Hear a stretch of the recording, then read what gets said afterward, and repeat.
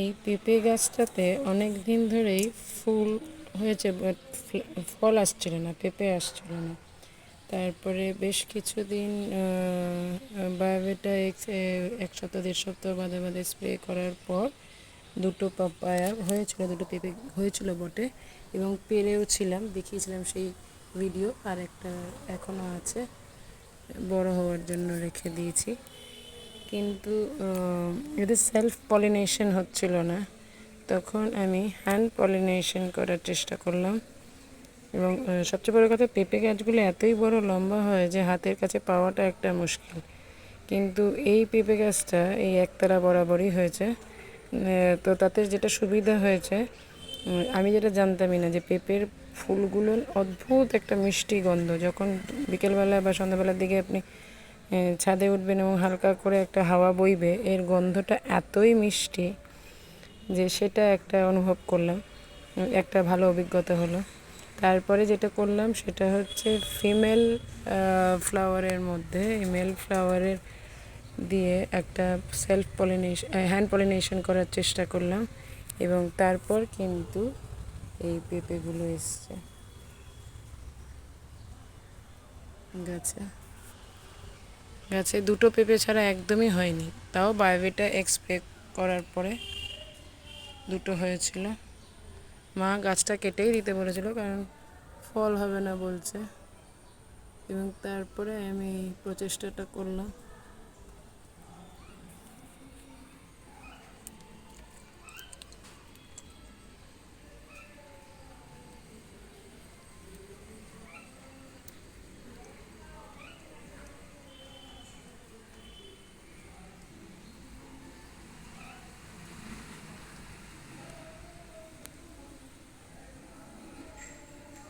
Hand pollination করে আমি কিন্তু ভালো রেজাল্ট পেয়েছি।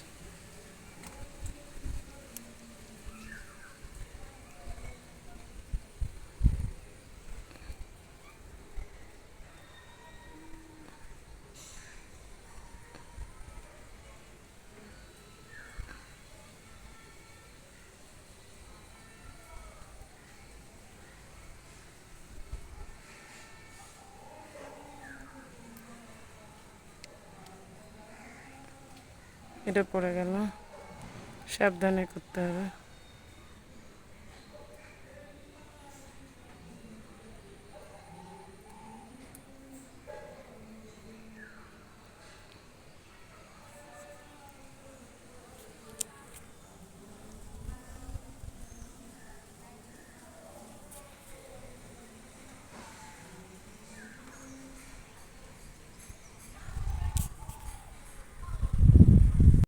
আর এই পেঁপে গাছটার ধার থেকেও একটা ডাল বেরিয়েছে, যেটা দেখতে পাচ্ছেন, তাতেও কিন্তু পেঁপে হয়েছে।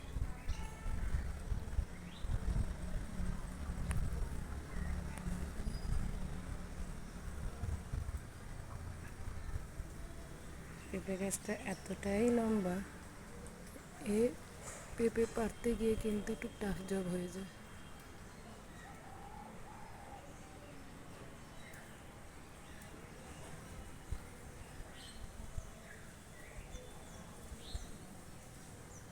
এই পেঁপের গাছে মাঝখান দিয়ে আবার একটা ডাল বেরিয়ে এই উঠে আবার পেঁপে হয়েছে।